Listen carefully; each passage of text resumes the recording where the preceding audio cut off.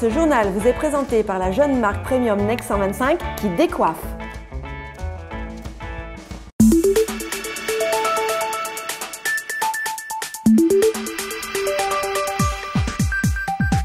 Eurocucina ne se tiendra pas en avril mais en juin. Mardi soir, les autorités de la ville de Milan et du Salone del Mobile ont annoncé la décision de reporter de 2 mois la 59e édition de cette grand-messe mondiale du design et du meuble, notamment du meuble de cuisine et de salle de bain. Elles ont cependant tenu à adresser un message de confiance aux exposants comme aux visiteurs. Les nouvelles dates sont connues du 16 au 21 juin. Cette décision a été prise dans le cadre de l'épidémie de coronavirus qui tient actuellement en haleine toute la planète et qui semble tout particulièrement toucher en Europe l'Italie. Confrontée au nombre élevé de cas diagnostiqués dans la botte, notamment en Lombardie, région dont Milan est le chef-lieu, les organisateurs ont jugé préférable de ne pas prendre de risques. Au-delà de l'enjeu sanitaire, la menace était également forte de subir une fréquentation en très forte baisse et donc un manque à gagner pour les exposants si le salon avait été maintenu en avril. À ce sujet, nous écouterons certains parmi ces derniers, des exposants transalpins, réagir à cette décision. Bonjour à tous et bienvenue dans cette édition spéciale. Les secteurs du meuble, de la cuisine, de la salle de bain, de l'électroménager et d'autres encore retenaient leur souffle depuis quelques jours. Or, mardi soir, la nouvelle est tombée. Dernier salon en date à être perturbé par l'épidémie de coronavirus qui touche toute la planète, le Salone del Mobile, dans le cadre duquel est notamment organisé Eurocucina, ne se tiendra pas comme prévu du 21 au 26 avril, mais du 16 au 21 juin. Ce report et les nouvelles dates ont été annoncés dans la soirée de mardi lors d'une conférence de presse par Giuseppe Salla, maire de Milan. À ses côtés se tenaient Claudio Lutti, président du Salone del Mobile, et Emanuele Orsini, président de Federlegno Arredo, la fédération italienne du bois et de l'ameublement. Deux messages forts sont à retenir de cette vidéo. Le premier, c'est l'appel de M. Salla à l'intention des acteurs de l'industrie et des exposants pour les enjoindre à faire preuve de solidarité et à ne pas céder à la panique. Nous devons travailler ensemble pour empêcher ce virus de se propager, a-t-il dit, mais nous devons également veiller à ce que ne se répande pas le virus de la méfiance. Le second message est à destination du gouvernement et de l'hôtellerie milanaise.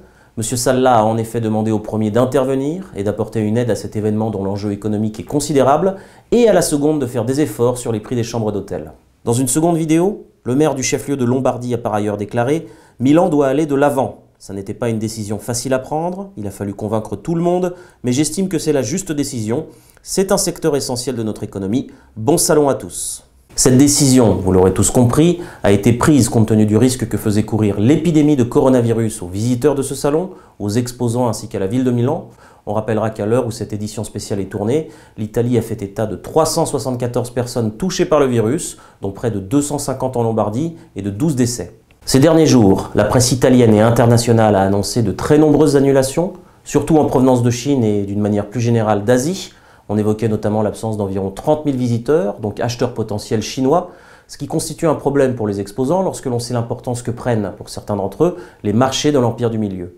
On comprend dès lors qu'aux raisons sanitaires qui ont présidé à la décision de reporter ce salon est venue s'ajouter une dimension économique. Du reste, certaines associations commerciales, dont Confapi Matera, qui représente des acteurs économiques de la province éponyme, 6 dans le sud de l'Italie, avait, dès la semaine dernière, appelé à un report du salon. Réagissant à la décision prise par les autorités concernées, cette organisation s'est déclarée satisfaite. Elle aurait certes préféré que la nouvelle date soit fixée à septembre, mais elle se dit confiante sur la possibilité de vaincre cette épidémie dès le mois de juin, afin que le salon se tienne dans les meilleures conditions. Le mois de septembre avait effectivement été suggéré par certains pour la tenue du salon. Juin lui a été préféré. Néanmoins, il se pose une question. Le mois de juin verra-t-il l'épidémie, sinon éradiquée, à tout le moins contenue, et le visiteur chinois revenir à Milan? Actuellement directeur général de Scavolini France, Roberto Gramaccioni, qui a également occupé la fonction de directeur export pour la marque italienne pendant 25 ans, évoque à notre attention ce sujet. Le fait qu'il soit reporté de 2 mois puisse convaincre tous les Chinois qui avaient déjà annulé la présence en avril. Qu'ils vont venir? Grande question. Une question à laquelle personne, à l'heure qu'il est, n'est en mesure de répondre.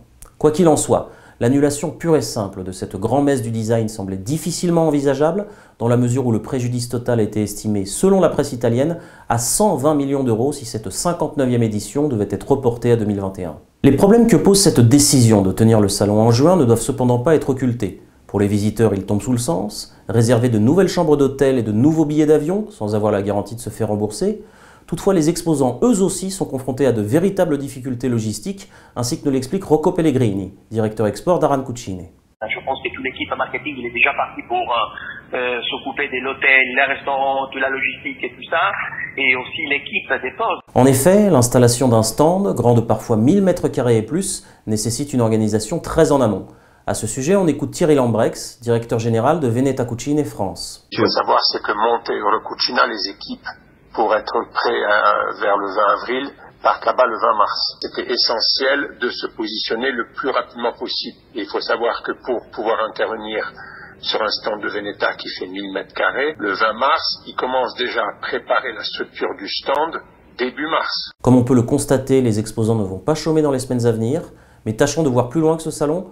Pour les fabricants transalpins plus précisément, ce début de paralysie économique laisse augurer d'une période délicate, en tout cas sur leur marché domestique. Andrea Bandera, directeur export de la marque Schneidero, nous en dit plus à ce sujet. La chose si grave, c'est qu'avec une situation comme ça, les marchés s'est arrêté.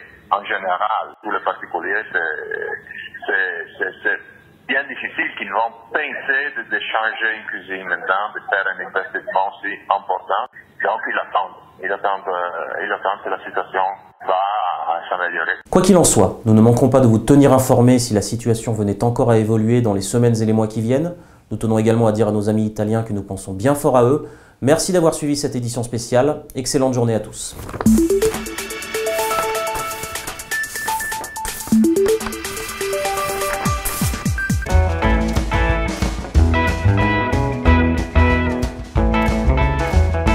Ce journal vous a été présenté par la jeune marque premium Next 125 qui casse les codes.